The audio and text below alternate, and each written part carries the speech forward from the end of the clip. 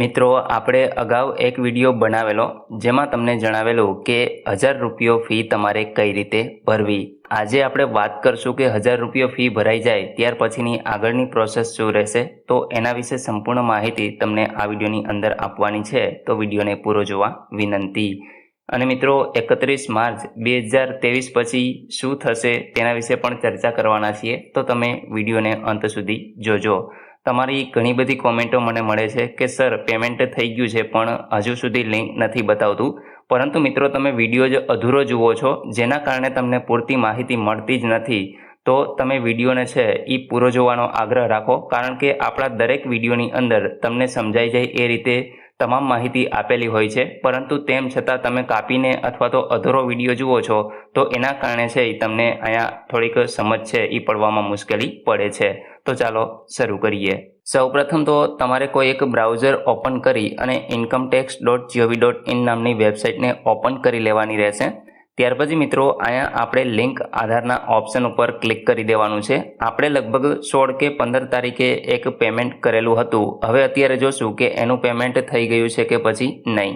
મિત્રો, આપણે ચોખ્ખું આ વેબસાઇટની અંદર જણાવેલું છે તમને કે જ્યારે પણ તમે પેમેન્ટ કરો છો ત્યારે જે કામના દિવસો હોય છે, ચાલુ દિવસો, એ 4 થી 5 દિવસ લાગી શકે છે પેમેન્ટ વેરીફાઈ થવામાં, પરંતુ તમે શું કરો છો કે સીધું પેમેન્ટ કર્યું અને સીધા લિંક ઉપર ક્લિક કરી અને સ્ટેટસ જોવા માંડો છો। મિત્રો, તમને ડાયરેક્ટ લિંકનો ઓપ્શન નહીં બતાવે, કારણ કે તમારું પેમેન્ટ વેરીફાઈ થવામાં જ 3 થી 4 દિવસ લાગે છે, તો તમારે એટલીસ્ટ એટલી તો રાહ જોવાની જ છે। આપણે જ્યારે પણ પેમેન્ટનો વિડીયો મૂકેલો ત્યારે પણ તમને આ વસ્તુ કીધેલી છે, પરંતુ તમે કોઈ પણ રીતે છે એ સમજ્યા વગર વિડીયોને છે એ કાપીને જુઓ છો અથવા તો અધૂરો જોઈ અને પછી કોમેન્ટો કરો છો। કોમેન્ટ કરો એનો વાંધો નથી, પરંતુ તમે વિડીયોને પૂરો જોઈ અને જો એમાં માહિતી ન હોય એ રિલેટેડ તમે કોમેન્ટ કરશો તો હું એનો જવાબ પણ તમને આપીશ। તો મિત્રો, આમાં ચોખ્ખું કીધેલું છે કે તમે પેમેન્ટ કરો ત્યાર પછી તમારા જે 4 થી 5 દિવસ જે ચાલુ દિવસો હોય છે રજા સિવાયના, એ તમામ દિવસોમાં છે એ 4 થી 5 દિવસ લાગી શકે છે।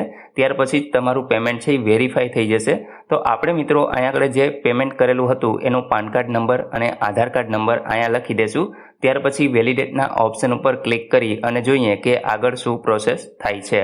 મિત્રો, તમે જોઈ શકો છો કે આપણે 16 માર્ચ 2023 એટલે કે આજે 18/3/2023 હું રાત્રે 11 વાગે આ વિડીયોને છે એ રેકોર્ડ કરી રહ્યો છું। તમે જોઈ શકો છો કે 2 દિવસની અંદર જ પેમેન્ટ છે એ વેરીફાઈડ થઈ ગયું છે। અહીંયા તમને આવું એક રાઇટનું નિશાન જોવા મળશે અને અહીંયા લખેલું છે કે your payment detail are verified, એટલે કે તમારું જે પેમેન્ટ છે એ વેરીફાઈડ થઈ ગયું છે। અહીંયા મિત્રો ત્યાર પછી તમારે કન્ટિન્યુના ઓપ્શન ઉપર ક્લિક કરી દેવાનું છે। જેવું તમે કન્ટિન્યુ કરશો એટલે અહીંયા તમને તમારો પાન નંબર જોવા મળશે, અહીંયા આગળ તમારો આધાર નંબર તમને જોવા મળશે। હવે જે રીતે તમારા આધાર કાર્ડમાં તમારું નામ છે એ તમારે અહીંયા લખવાનું છે અને મોબાઈલ નંબર તમારે અહીંયા લખી દેવાનો રહેશે। ત્યાર પછી મિત્રો અહીંયા આગળ જો તમારા આધાર કાર્ડની અંદર ખાલી વર્ષ આપેલું હોય, આખી જન્મ તારીખ ન હોય, તો તમારે આને ટીક માર્ક કરવાનું છે। જો આખી જન્મ તારીખ આપેલી હોય તો તમારે અહીંયા ટીક માર્ક કરવાની જરૂર નથી, આઈ એગ્રીના ઓપ્શન ઉપર તમારે ક્લિક કરી દેવાનું રહેશે અને ત્યાર પછી લિંક આધારના ઓપ્શન ઉપર ક્લિક કરવાનું છે। તો આપણે ડિટેલ ભરી અને આગળ વધીએ।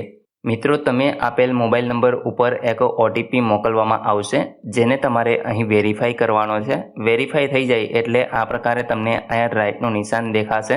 આમાં લખેલું છે કે તમે જે રિક્વેસ્ટ મોકલેલી છે આધાર કાર્ડની, એ હવે UIDAI પાસે વેલિડેશન થવા જઈ છે અને મિત્રો આમાં 4 થી 5 કલાકનો સમય લાગી શકે છે। જ્યારે પણ અહીંયા આપણે વેરીફાઈ થઈ જશે ત્યાર પછી તમારે એને સ્ટેટસને ચેક કરવાનું રહેશે। સ્ટેટસ કઈ રીતે ચેક કરવાનું છે એના વિશે હવે આપણે આગળ વાત કરીએ। તો અહીંયા લિંક આધાર સ્ટેટસ હોમ પેજ ઉપર તમે આવી જશો એટલે આ પ્રકારે તમને બીજું જ કોલમ જોવા મળશે, એના ઉપર તમારે ક્લિક કરી લેવાનું છે। અહીંયા તમારે તમારો પાન નંબર નાખવાનો છે, આધાર નંબર નાખવાનો છે અને વ્યૂ લિંક આધાર સ્ટેટસના ઓપ્શન ઉપર ક્લિક કરી દેવાનું રહેશે। તો અહીં મિત્રો તમે જોઈ શકો છો આપણે હાલ જ પાન કાર્ડને આધાર કાર્ડ સાથે લિંકની પ્રોસેસ કરેલી છે, તો અહીંયા આગળ તમને એ જ મેસેજ જોવા મળશે, પરંતુ જેવું અહીંયા લિંક થઈ જશે એટલે એવો મેસેજ જોવા મળશે કે તમારું પાન કાર્ડ છે એ આધાર કાર્ડ સાથે લિંક થઈ ગયેલું છે। તો એ રીતે તમને મેસેજ છે એ જોવા મળશે। મિત્રો, હવે આપણે વાત કરીએ 31 માર્ચ 2023 સુધી તમે પાન કાર્ડને આધાર કાર્ડ સાથે લિંક નહીં કરો તો તમારી પાસેથી ગવર્મેન્ટ દ્વારા 10,000 રૂપિયા સુધીનો દંડ છે એ વસૂલ કરવામાં આવી શકે છે। તો વહેલી તકે તમારે આધાર કાર્ડ અને પાન કાર્ડને લિંક કરી દેવું જોઈએ. ઘણા લોકોને આધાર કાર્ડ અને પાન કાર્ડની અંદર જે ડેટા છે એ મિસમેચ થાય છે, એટલે કે કરેક્શન એમાં કરાવવાનું છે. આધાર કાર્ડ કેટલાને સુધારવાનું છે અથવા તો કેટલાને પાન કાર્ડ સુધારવાનું છે. મિત્રો, આમાં ઘણી બધી મુશ્કેલીઓ પડે છે, કારણ કે ગવર્મેન્ટ દ્વારા હવે આધાર કાર્ડની અંદર જો તમારે જન્મ તારીખ અપડેટ કરાવી હોય તો 2-4 ડોક્યુમેન્ટ સિવાય તમે એને કરાવી શકતા નથી. જેમ કે તમારે જન્મ તારીખ આધાર કાર્ડની અંદર અપડેટ કરાવી હોય તો કાં તો પાસપોર્ટ જોઈએ કાં બર્થ સર્ટિફિકેટ. મિત્રો, એલસી છે એને માન્ય નથી રાખતા, તો એના કારણે ઘણા બધા જે મોટી ઉંમરના વ્યક્તિઓ છે કે જેઓ ક્યારેય અહીંયા બર્થ સર્ટિફિકેટ છે એ કઢવેલું નથી અથવા તો કોઈ પાસે ખોવાઈ ગયેલું છે, તો એને ઘણી બધી મુશ્કેલીઓનો સામનો કરવો પડે છે. અને પહેલાં પાન કાર્ડમાં જે જન્મ તારીખ હતી એ પ્રમાણે જન્મ તારીખમાં સુધારો થઈ જતો, પરંતુ હવે પાન કાર્ડને પણ જન્મ તારીખ માટે વેલિડ ગણવામાં નથી આવતું, તો એના કારણે ઘણા બધી મુશ્કેલીઓનો સામનો છે એ કરવો પડે છે. તો મિત્રો, આના કારણે હવે આપણા હાથમાં કંઈ નથી, પરંતુ જે રીતે સરકારે નિયમ બનાવેલા છે એ પ્રમાણે તમારે એને ફોલો કરતા રહેવાનું રહેશે.